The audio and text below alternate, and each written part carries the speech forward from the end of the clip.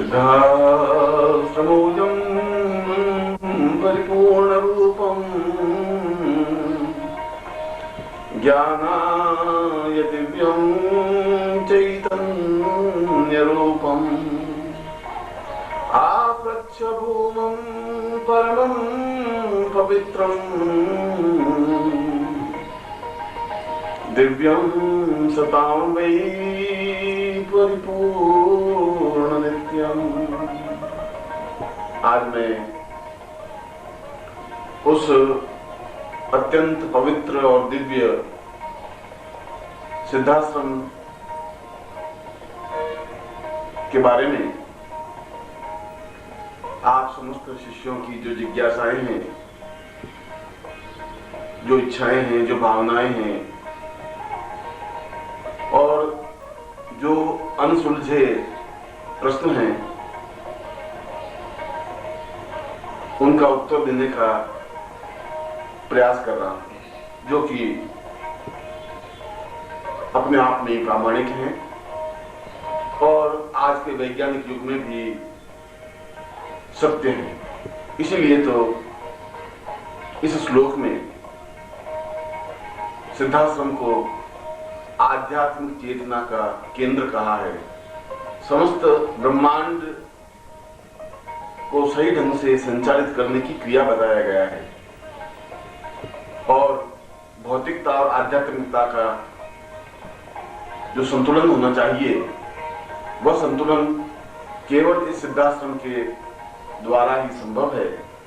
और इसीलिए यह स्वाभाविक है कि आप सिद्धाश्रम के बारे में ज्यादा से ज्यादा जानें। और ये प्रश्न केवल आपके ही प्रश्न नहीं है, ये समस्त साधकों के प्रश्न हैं, अधिकतर शिष्यों के प्रश्न हैं, अधिकतर चिंतकों और विचारकों के प्रश्न हैं। इसीलिए आज की इस पवित्र मेला में आपने जो कुछ प्रश्न किए हैं और कर रहे हैं, मैं परम पूज्य गुरुदेव स्वामी सच्चिदानंद जी को पूर्ण श्रद्धायुक्त स्मरण करता हुआ उन प्रश्नों का समाधान करने का प्रयास कर रहा हूँ। क्या है, इसके बारे में हमें कुछ बताने की। सिद्धाश्रम एक चेतना पुंज है, एक आध्यात्मिकता का आधार है, एक बेस है। क्योंकि जीवन में भौतिकता केवल आदमी को स्वार्थी और छलमय, कपट और व्यभिचार युक्त बना देती है, उसके मन की वृत्तियों को अत्यंत दूषित और विषैली बना देती है। इसलिए इस भारतवर्ष की भूमि पर, या यूं मैं कहूं कि पूरे ब्रह्मांड में, एक ऐसा भी स्थान है जो अपने आप में अद्वितीय और श्रेष्ठतम पवित्र धाम है, आश्रम है, जिसको वेदों में भी सिद्धाश्रम के नाम से ही पुकारा गया है। और वेद तो हमारी आदिकालीन संस्कृति है, हमारे पूर्वजों और हमारे ऋषियों का आधारभूत सत्य है। और उन्होंने भी अपने जीवन में इस बात को स्वीकार किया, महसूस किया कि वास्तव में ही जीवन की पूर्णता केवल सिद्धाश्रम में जाने पर ही संभव है। और इसीलिए उन्होंने अपने मंत्रों में, अपनी ऋचा में स्पष्ट रूप से प्रश्न किया, भो सिद्धाश्रमां वै परिपूर्णः, सिद्धाश्रम क्या है। और इसी ऋचा के उत्तरार्ध में इसी ऋषि ने उत्तर दिया है कि जीवनम परिवै परिपूर्णतां मृत्युर्वै अमृतम गमय साम पूर्व स्वसिद्धाश्रम। इस जीवन में हम सत्य के साक्षात्कार कर सकें, अपने जीवन में पूर्णता प्राप्त कर सकें और मृत्यु से अमृत्यु की ओर जा सकें, वह सब कुछ प्राप्त कर सकें जो ब्रह्मांड में है, या ब्रह्मांड में क्या क्या क्रियाएं हो रही हैं, क्या क्या घटनाएं घटित हो रही हैं, जीवन के चिंतन क्या है, देवता क्या है, लोक क्या है, कौन से लोक हैं, ब्रह्मलोक, विष्णुलोक, रुद्रलोक की क्या स्थितियां हैं, वे सब कुछ आम व्यक्ति भी देख सके। इसीलिए उस सिद्धाश्रम का वर्णन विवरण वेदों में भी आया है, और इसीलिए प्रत्येक ऋषि, प्रत्येक साधक, प्रत्येक योगी और प्रत्येक चिंतक की यह धारणा है, चिंतन रहता है कि वह सिद्धाश्रम में जाए और अपने जीवन को अमृत्युवान बना दे, अपने जीवन को पूर्णता दे, अपने जीवन को श्रेष्ठता दे सके। सिद्धाश्रम में ऐसा सुना है और कुछ ग्रंथों में, महान ग्रंथों में ऐसा पढ़ने में आया है कि वहाँ अनेकों अप्सराएं भाव नृत्य करती रहती हैं, जिसे अम्बा, मेनका, रंभा, मेनका, उर्वशी आदि। तो क्या ये सत्य है? सिद्धाश्रम केवल मनुष्य लोगों के लिए नहीं बना है। सिद्धाश्रम तो समस्त योगियों का आधारभूत स्थल है, और उन योगियों के लिए एक सामान्य साधिका और ब्रह्मा में या उर्वशी में या मेनका में या तिलोत्तमा में कोई अंतर नहीं है, क्योंकि नृत्य संपूर्ण जीवन का एक उमंग, उत्साह है। क्योंकि नृत्य से व्यक्ति उस जमीन से ऊपर उठता हुआ गुरुत्वाकर्षण से मुक्त होता है। जमीन पर खड़ा हुआ व्यक्ति नृत्य नहीं कर सकता, और यह भावप्रवण नृत्य इस बात का साक्षी है कि व्यक्ति के मन में उत्साह है, उत्साह है, जोश है, क्षमता है, प्रवाह है, एक नदी की तरह चलचलती हुई एक गतिशीलता है। और इसीलिए जहाँ देवता लोग भी उस सिद्धाश्रम में आने के लिए लालायित हैं और विचरण करते हैं, ठीक उसी प्रकार से जैसे कि मैं आपके सामने बैठा हूँ, और उसी प्रकार से वे अप्सराएं भी आने के लिए लालायित रहती हैं। और वे जिस प्रकार से मैं आपको देख सकता हूँ या आप मुझे देख सकती हैं, या जिस प्रकार से हम एक दूसरे से बात कर सकते हैं, ठीक उसी प्रकार सहज शरीर हम उनको स्पर्श कर सकते हैं, बात कर सकते हैं, उनका नृत्य देख सकते हैं। और एक पूर्ण शुद्ध शास्त्रीय नृत्य केवल विश्व में अप्सराएं कर सकती हैं, क्योंकि नृत्य की उत्पत्ति ही उनके नूपुरों के माध्यम से हुई है। और वे समय समय पर जब भी सिद्धाश्रम में कुछ विशिष्ट दिवस, गुरु पर्व, गुरु पूर्णिमा, सिद्धाश्रम दिवस, चैतन्य दिवस या कुछ ऐसे विशिष्ट पर्व होते हैं, तब वे स्वयं, उनकी आकांक्षाएं रहती हैं कि हम उस सिद्धाश्रम में आए और अद्भुत अनिवर्चनीय नृत्य कर सके। और वे नृत्य करती हैं, विचरण करती हैं, देखी जा सकती हैं, और वहां के लिए यह कोई एक अनहोनी घटना नहीं है, वहां के लिए यह कोई अद्भुत करिश्मा नहीं है। यह तो एक, जिस प्रकार से आम साधिकाएं वहां विचरण करती रहती हैं, ठीक उसी प्रकार से वे भी समय समय पर आती हैं और विचरण करती हैं, क्योंकि उनके शब्दों में भी यह स्पष्ट है कि उस सिद्धाश्रम के सामने स्वर्ग और इंद्रलोक अपने आप में अत्यंत नगण्य और तुच्छ हैं। क्योंकि जो सहज प्रवाह था, जो आनंद, जो मस्ती, जो चैतन्यता सिद्धाश्रम में है, वह स्वर्ग में भी संभव नहीं है, वह इंद्रलोक में भी संभव नहीं है। इसलिए उनकी भी इच्छा रहती है कि वे वहां आए, उनकी भी इच्छा रहती है कि वे वहां नृत्य करें, उनकी भी इच्छा रहती है कि वे अद्भुत गतिशीलता को प्राप्त कर सके और उन महान सिद्धियों के स्वामी योगियों का आशीर्वाद प्राप्त कर सके, जिससे कि वे अद्वितीय यौवनवती बनी रह सके, अद्वितीय सौंदर्यमयी बनी रह सके, और उनके नृत्य में और अद्भुत अनिवर्चनीय निखार आ सके। इसलिए वे समय समय पर आती ही रहती हैं और अपने नृत्यों के माध्यम से, अपने शब्दों के माध्यम से, अपने संगीत के माध्यम से उस वातावरण को गुंजरित करती रहती है। सिद्धाश्रम का क्या अर्थ है? इसे सिद्धाश्रम के नाम से ही क्यों जाना जाता है? यह एक महत्वपूर्ण प्रश्न है। यह महत्वपूर्ण प्रश्न इसलिए है कि सिद्धाश्रम क्या है।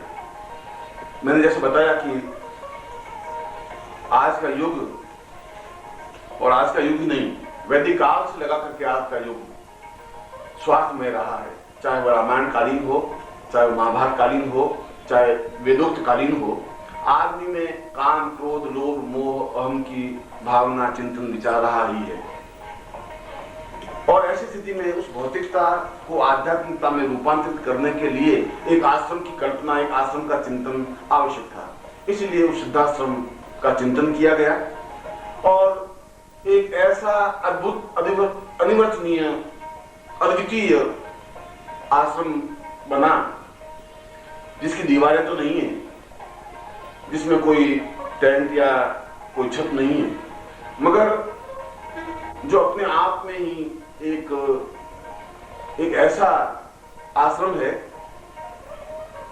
जहां पर जाते ही मन पूर्ण रूप से पवित्र और दिव्य बन जाता है, जहां पर जाते ही आदमी को पूर्ण समाधि लग सकती है, जहां पर जाते ही मन में एक प्रसन्नता और एक चैतन्यता प्राप्त हो जाती है और मन का सारा विषाद, मन का सारा दुख, मन का सारा दैन्य, मन का सारा कष्ट और शरीर की सारी जर्जरता अपने आप में समाप्त हो जाती है।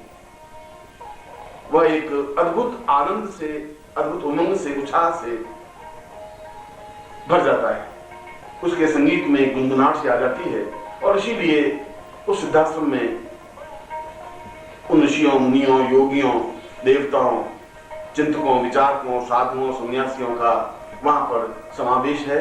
वे वहां पर कई हजार वर्षों से, कई 100 वर्षों से साधनाएं संपन्न कर रहे हैं और वे ब्रह्मांड के उन रहस्यों को ढूंढने का, ब्रह्मांड के उन रहस्यों को जानने का प्रयत्न करते हैं जो कि अपने आप में श्रेष्ठतम है, जिसको जानना योगियों के लिए दुर्लभ है। वे ब्रह्मांड के रहस्य भी वहां जाने जा सकते हैं और जाने जाते हैं। इसीलिए सिद्धाश्रम की स्थापना की गई, इसीलिए सिद्धाश्रम में उच्च कोटि के योगी हैं और इसीलिए प्रत्येक मानव का अंतिम लक्ष्य अपने गुरु के माध्यम से सिद्धाश्रम पहुंचने की भावना और चिंतन रहता है। गृहस्थ शिष्य भी जा सकते हैं, यदि वे जा सकते हैं तो उसके लिए क्या प्रयास, क्या नियम है? गृहस्थ से संबंधित है और गृहस्थ का तात्पर्य है सैकड़ों प्रकार के उलझनों में उलझ करके रह जाना। बहुत कम ऐसे गृहस्थ व्यक्ति भी हैं जो अपने आप में गृहस्थ में रहते हुए भी उन्मुक्त रहते हैं, स्वतंत्र रहते हैं, मगर एक गृहस्थ व्यक्ति भी या गृहस्थ शिष्या भी या गृहस्थ साधिका भी चाहे तो सिद्धाश्रम जा सकती है या जा सकता है, मगर सिद्धाश्रम के कुछ मूलभूत सत्य हैं, कुछ तथ्य हैं। उन तथ्यों या उन सत्यों या उन नियमों का पालन करने पर ही एक व्यक्ति सशरीर सिद्धाश्रम जा सकता है। जैसे कि मैं अगर इंग्लैंड जा सकता हूँ या अमेरिका जा सकता हूँ या न्यूयॉर्क जा सकता हूँ या मुंबई जा सकता हूँ तो सिद्धाश्रम भी जा सकता हूँ। मुंबई जाने के नियम अलग हैं, सिद्धाश्रम जाने के नियम अलग हैं। जो अपने आप में जो इस बात का निश्चय कर लेता है कि मुझे सिद्धाश्रम जाना ही है, उसको फिर 5 नियमों का पालन करना ही पड़ेगा। पहला नियम कि वह उसे ऐसा गुरु प्राप्त हो जो स्वयं सिद्धाश्रम गया हुआ हो। यदि गुरु स्वयं सिद्धाश्रम गया हुआ नहीं है तो वह अपने शिष्य को भी सिद्धाश्रम नहीं ले जा सकता। इसलिए यह पहली और महत्वपूर्ण अनिवार्यता है कि गुरु सिद्धाश्रम पहुंचा हुआ हो और पहुंचा हुआ ही नहीं हो। सिद्धाश्रम जाकर के वापस गृहस्थ जीवन में आने की या इस संसार में आने का ज्ञान चेतना उसको हो, या जब भी वो चाहे सिद्धाश्रम जा सके और आ सके। ऐसे गुरु का सामीप्यता और ऐसे गुरु की दीक्षा पहली शर्त और पहली अनिवार्यता होती है। और दूसरा नियम, उस शिष्य में पूर्ण समर्पण भाव गुरु के प्रति हो। समर्पण भाव का मतलब है कि अपने पूर्णता के साथ उसमें लीन हो जाने की क्रिया हो। जब लीन हो जाने की क्रिया होगी तो उसमें जितना विषाद है, उसके शरीर में जितना छल है, झूठ है, जो कुछ पाप है, वो अपने आप में उस शक्तिपात के माध्यम से जब गुरु शक्तिपात करता है तो वे धुल जाते हैं, समाप्त हो जाते हैं। और ऐसी क्रिया होने पर वह व्यक्ति, वह बालिका, वह स्त्री, वह साधिका, वह गृहस्थ अपने आप में शुद्ध और चैतन्य बन जाता है। और जब गुरु ये देखता है कि वास्तव में इसका समर्पण अपने आप में अद्वितीय है, जब गुरु देखता है कि वास्तव में इसमें एक ललक है, जिज्ञासा है, जब वो देखता है कि और जब उसकी परीक्षा लेता है उसके बावजूद भी किसी प्रकार की न्यूनता नहीं दिखाई देता, तो दोनों तरीके हैं। कुछ साधनाएं संपन्न करा करके उसको सिद्धाश्रम में पहुंचाने की व्यवस्था करता है, या गुरु चाहे तो अपने शक्तिपात के द्वारा अपने साथ सशरीर सिद्धाश्रम ले जा सकता है। मगर यहाँ से सिद्धाश्रम जाने में मुश्किल से 1 मिनट लगता है। यद्यपि वह सैकड़ों हजारों मील दूर है, मगर वह पूर्ण वायु वेग के माध्यम से उसके शरीर को भी अपने साथ ले जा सकता है। वह एक आंख बंद करता है और खोलता है तो ऐसा लगता है कि सिद्धार्थ में बैठा हुआ है और वहां पर ओम परम तत्वाय नारायणाय गुरुभ्यो नमः। ओम ह्रीं मम प्राण देह रोम प्रतिरोम चैतन्य जाग्रय ह्रीं ओम नमः। ओम भूर्भुवः स्वः तत्सवितुर्वरेण्यं भर्गो देवस्य धीमहि धियो यो नः प्रचोदयात्।